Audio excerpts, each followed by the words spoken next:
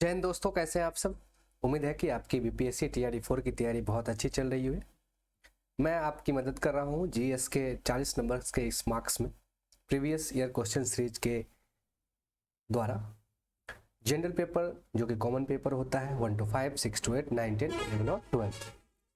और प्यारे दोस्तों, किसी भी एग्जाम्स की जब आप तैयारी करते हैं तो उसका सबसे बड़ा जो तर्कस तीर होता है वो प्रीवियस ईयर क्वेश्चन होता है। यदि आपने प्रीवियस ईयर क्वेश्चन को अच्छे से समझा, उसके पैटर्न्स को समझ लिया, तो शायद वो एग्ज़ाम क्वालिफाई करना या पास करना आपके लिए बहुत आसान हो जाए। और बिहार टीचर रिक्रूटमेंट एग्जामिनेशन जो है वो अब तक 3 बार हुए, टीआरई 1, 2, 3।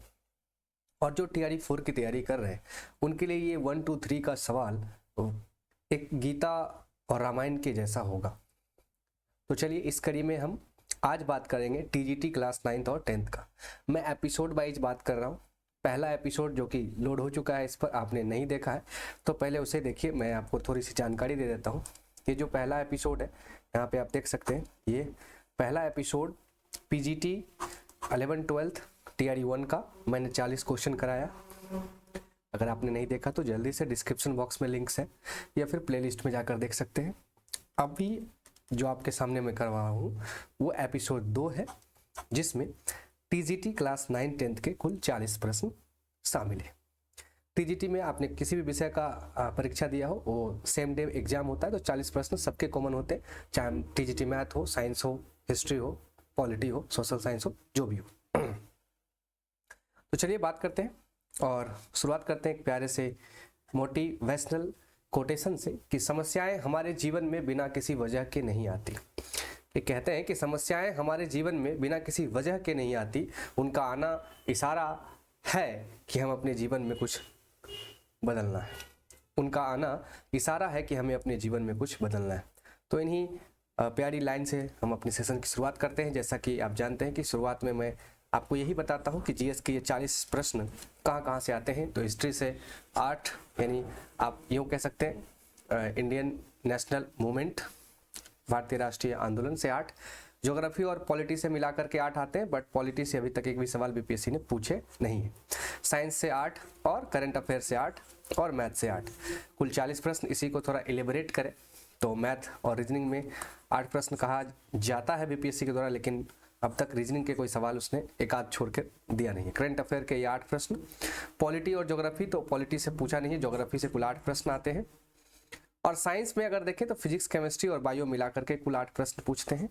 और हिस्ट्री में इंडियन नेशनल मूवमेंट को 8 प्रश्न लेता है। कुल 40 मार्क्स का जीएस होता है, जिसमें कम से कम आप 30 प्लस स्कोर करते हैं तो आपका जो रिजल्ट है वो बहुत बेहतरीन और बहुत अच्छा मेरिट बन सकता है। तो चलिए देखते हैं। मैं इस सीरीज में एपिसोड वाइज काम करूंगा। तो पहले एपिसोड में मैंने 11 12 का कराया, दूसरे में अभी टीजीटी का करा रहा हूँ, तीसरे में अगर 6 to 8 होता तो मैं कराता, लेकिन आपको पता हो कि टीआरई 1 में 6 to 8 की वैकेंसी नहीं आई थी। और चौथे एपिसोड में मैं 1 to 5 का टोटल उसमें जीएस होता है, वो 120 के 120 प्रश्न कराऊंगा। तो यदि आप चाहते हैं कि ये सारे अपडेट आपको मिलते रहे नोटिफिकेशन में, तो चैनल को सब्सक्राइब कर लीजिए और उन लोगों तक भी शेयर कर दीजिए जो इन चीज़ों की तैयारी करते हैं। तो चलिए अब सेशन की शुरुआत करते हैं और लेते हैं BPSC TRE 1.0 part 1 TGT 9th और 10th का जनरल स्टडीज का पेपर। जैसा कि आप जानते हैं, शुरुआत करता है बीपीएससी। और मैं एक बात और बता दूं कि ये जो क्वेश्चन पेपर है ये सेट ए है, सेट ए है और आंसर की सेट ए है। मैंने बीपीएससी के वेबसाइट से ले लिया है, पूरी तरह से ऑथेंटिक है, 100% आप मिला सकते हैं। तो शुरुआत के जो 8 प्रश्न होंगे वो मैथ से होंगे कुल मिला के। तो पहला जो प्रश्न है मैथ का वो ये रहा। मैं मैथ का जनरली आपको आंसर बता करके यहाँ से निकल जाता हूँ, क्योंकि ये आपकी प्रैक्टिस और बनाने के ऊपर निर्भर करता है। चलिए, तो पहला प्रश्न का आंसर बी है, आप आराम से इसे देख लेंगे। चलिए हम आगे बढ़ते हैं। दूसरा जो प्रश्न है, दूसरे प्रश्न का आंसर है यहाँ पर सी, 6 किलोमीटर। आप वीडियो पॉज करके अपने प्रश्न को लिख करके हल भी कर सकते हैं, ये आपकी जिम्मेदारी पे है। अगला प्रश्न है तीसरा, और वो तीसरा जो प्रश्न है उसका जो आंसर है वो भी सी है।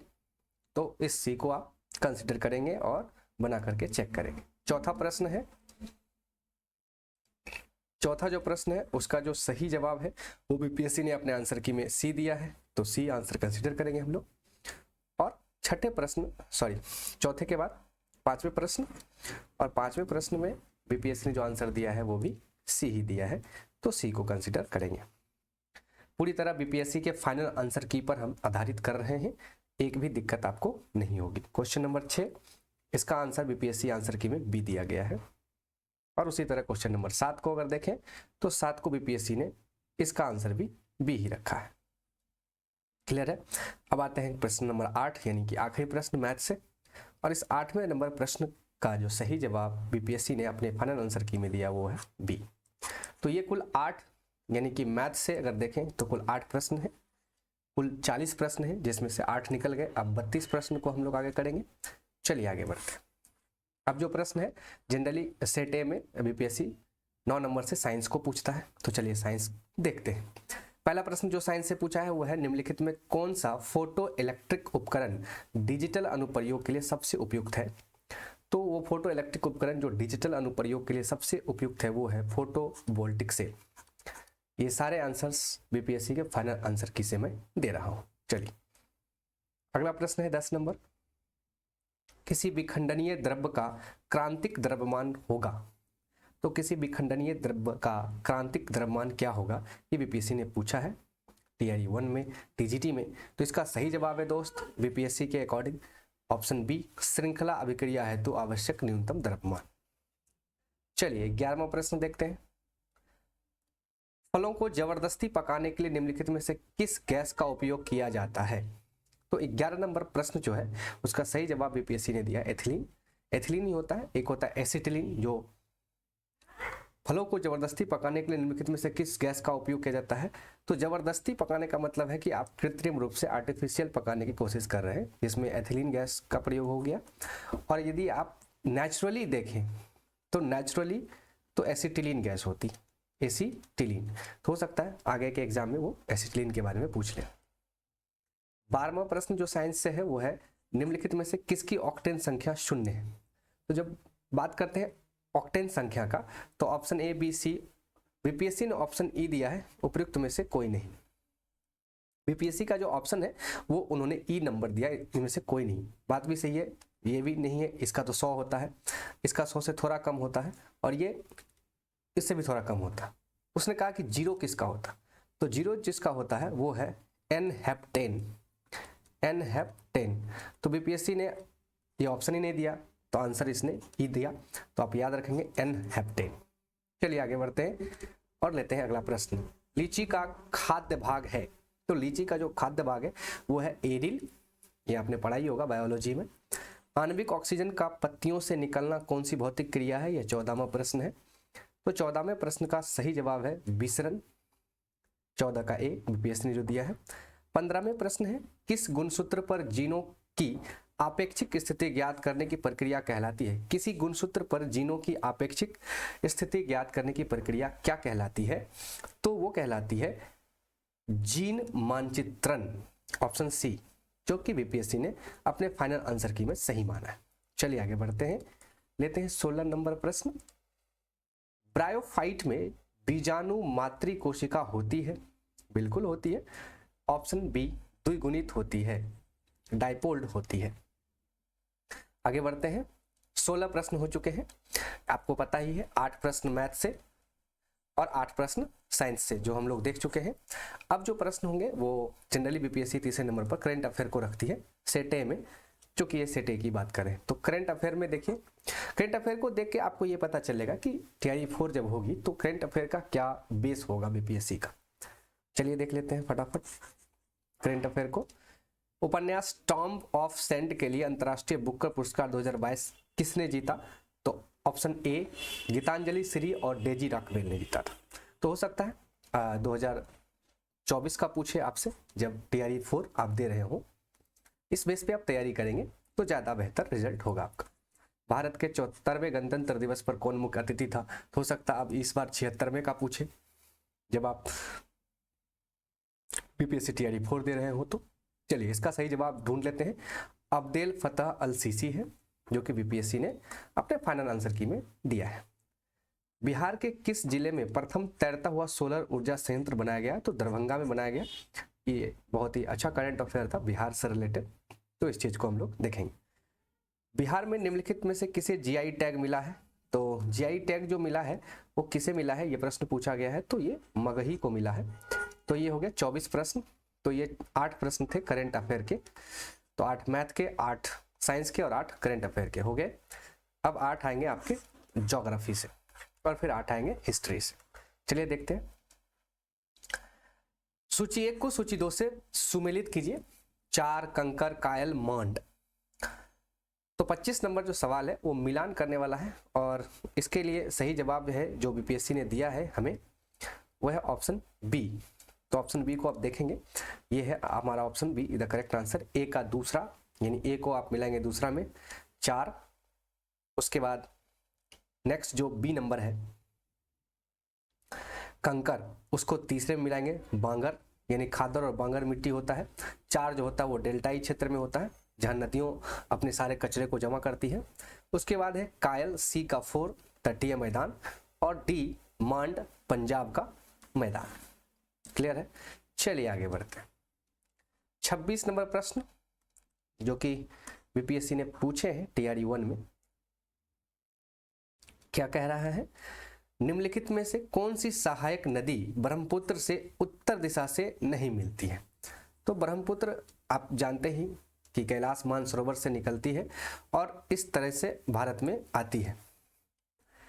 तो ब्रह्मपुत्र की सहायक नदी उत्तर दिशा से नहीं मिलती है। तो देखिए सुब्रनासरी की अगर आप बात करें तो सबसे पहले सुब्रनासरी जो है नदी, ये जो मिलती है ये उत्तर से ही मिलती है। तो ये कहता है उत्तर से नहीं मिलती है, यानी निगेटिव पूछा जा रहा। तो ये तो भाई सब होगा नहीं, तो पॉजिटिव आंसर है। बेलसीरी, जो बेलसीरी नदी है यह भी उधर से ही मिलती है। उसके बाद मानस को देखेंगे तो मानस जो मिलती है वो मिलती है राइट हैंड साइड से, तो इधर से मिलती है राइट साइड से, तो इधर हम कह सकते हैं कि पूरब साइड से मिलती है। और ये पूछ रहा है उत्तर दिशा से नहीं मिलती है, तो ये कोई भी आंसर सही नहीं है, यानी निगेटिव आंसर नहीं है। इसलिए बीपीएससी ने अपने आंसर की में ऑप्शन ई को दिया जो कि करेक्ट आंसर है। क्लियर है? कोई दिक्कत? तो इसमें से कोई भी ऐसा नदी नहीं है जो उत्तर दिशा से मिल जाएगी, नहीं मिल रही है। ठीक है, चलिए आगे बढ़ो। आगे बढ़ते हैं। 27 नंबर, लिखा पानी हिमनद भारत के निम्नलिखित में से किस राज्य में स्थित है? तो लिखा पानी हिमनद की बात करी जा रही है, तो इसका सही जवाब बीपीएससी ने दिया अरुणाचल प्रदेश। चलिए आगे बढ़ते हैं।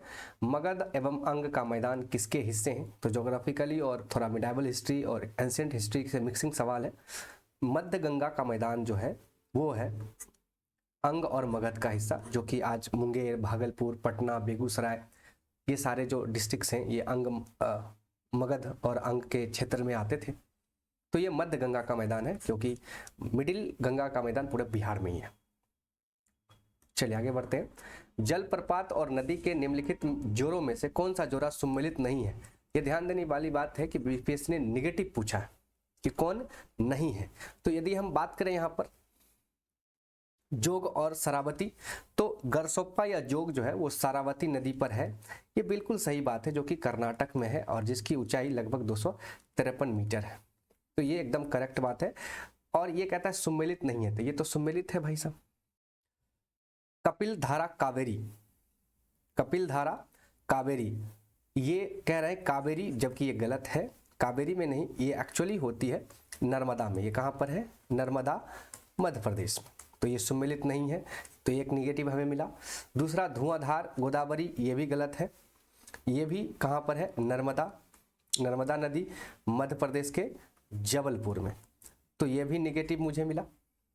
तो इसका आंसर क्या दिया बीपीएससी ने, आप भी देखिए। इसका आंसर दिया डी, उपयुक्त में से एक से अधिक। तो निगेटिव ही पूछा है, ये बात ध्यान रखिएगा। तो हमें 2 आंसर निगेटिव मिले हैं, तो सही जवाब हो जाएगा डी। ये तो पॉजिटिव आंसर है। चलिए आगे बढ़ते हैं। अगला प्रश्न लेते हैं 30 नंबर। भारत के निम्नलिखित बंदरगाहों को उत्तर से दक्षिण दिशा में व्यवस्थित कीजिए। तो भारत के बंदरगाह को यानी नॉर्थ से साउथ की ओर व्यवस्थित करना है। क्लियर है।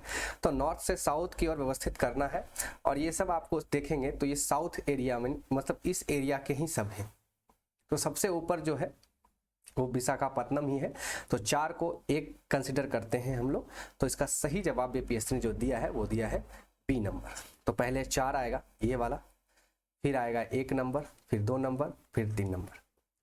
चलिए आगे बढ़ते हैं। अगला प्रश्न, 1954 में किन 2 देशों के बीच कोसी सिंचाई एवं जल विद्युत परियोजना समझौता हस्तांतरित हुआ या हस्ताक्षरित हुआ? तो आप देख सकते हैं कि कोसी जो है वो बिहार में है और नेपाल में है। तो अगर ऑप्शन से चेक करें तो C is the correct answer, Bharat और नेपाल के बीच है। कोई दिक्कत नहीं है आपको। आगे बढ़ते हैं। अब अगला प्रश्न जो है आपका 32वां नंबर और ज्योग्राफी का आखिरी प्रश्न, आरएल सिंह के वर्गीकरण स्कीम के अनुसार बिहार के किस प्रकार के जलवायु प्रदेश में आता है? तो बिहार की जलवायु प्रदेश के बारे में पूछा जा रहा है, जो कि है उपाद्र संक्रमणकालीन, है ना। तो 8 मैथ से, 8 साइंस से, और 8 करंट अफेयर, और 8 ज्योग्राफी। देखा आपने, कर लिया हम लोगों ने। अब जो बचा है 8 वो इंडियन नेशनल मूवमेंट यानी कि हिस्ट्री से बचा है। तो चलिए उसको हम लोग देखते हैं। 33वां नंबर प्रश्न जो कि भारतीय राष्ट्रीय आंदोलन से है, भारतीय राष्ट्रीय कांग्रेस के किस अधिवेशन में पूर्ण स्वराज का सिद्धांत पारित हुआ? तो लाहौर अधिवेशन 1929। जवाहरलाल नेहरू ने इसी दिन स्वाधीनता दिवस मनाने का जो प्रण लिया था वो भी लिया था। चलिए आगे बढ़ते हैं। अगला प्रश्न है, पंजाब में कूका आंदोलन का प्रारंभिक उद्देश्य क्या था? तो जो कूका आंदोलन था उसका प्रारंभिक उद्देश्य था सिख धर्म को परिष्कृत करना। चलिए सही जवाब। 1857 के विद्रोह को किसके द्वारा प्रथम भारतीय स्वतंत्रता संग्राम के रूप में वर्णित किया गया था? तो बीडी सावरकर साहब थे, इन्होंने ही कहा था पहली बार। अगला है 36 नंबर प्रश्न, भारतीय किसानों के इतिहास में संगठित और सहयोग का प्रथम उदाहरण कहाँ घटित हुआ? तो बिहार और बंगाल में ही घटित हुआ। 36 का option A is the correct answer. आगे बढ़ते हैं और 37 नंबर प्रश्न लेते हैं। वर्ष 1946 में बनी अंतरिम सरकार में डॉक्टर राजेंद्र प्रसाद को कौन सा विभाग था? तो वो थे खाद्य एवं कृषि विभाग। Option C is the correct answer है और बीपीएससी ने अपने आंसर की में दिया भी है। चलिए, गांधी जी, 38 नंबर सवाल है, गांधी जी को विशेष रूप से चंपारण आने और वहां के कृषकों की दयनीय स्थिति को देखने हेतु किसने अनुग्रह किया था?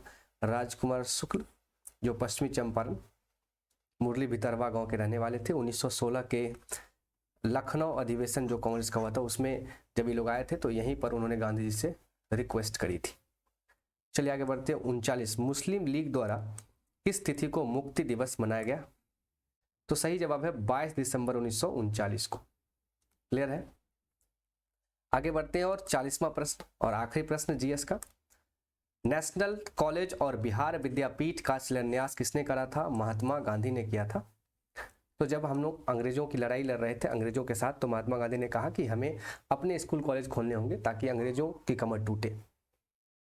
तो ये रहा 40 प्रश्न का सही जवाब सी। तो ये कुल 40 प्रश्न आपके सामने मैंने करा दिया।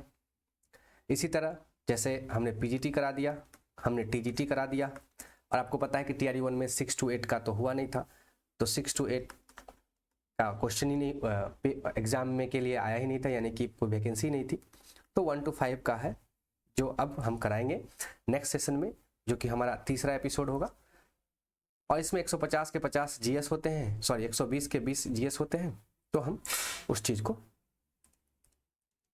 120 के 120 को अगले एपिसोड में करेंगे, ठीक है। यदि आप चाहते हैं कि सारे लेटेस्ट अपडेट आपको मिलते रहे तो हमारे इस प्यारे से YouTube channel the mission by S Kumar को सब्सक्राइब कर लीजिए, बेल आइकन को हिट कर लीजिए, सारे अपडेट्स और नोटिफिकेशन आपको मिलते रहे, और अपने 5 दोस्तों और व्हाट्सएप ग्रुप में शेयर जरूर कर दीजिएगा ताकि सब लोगों को ये लाभ मिले। अपना और अपनों का ख्याल रखिए, मस्त रहिए, स्वस्थ रहिए और पढ़ते रहिए। जय हिंद।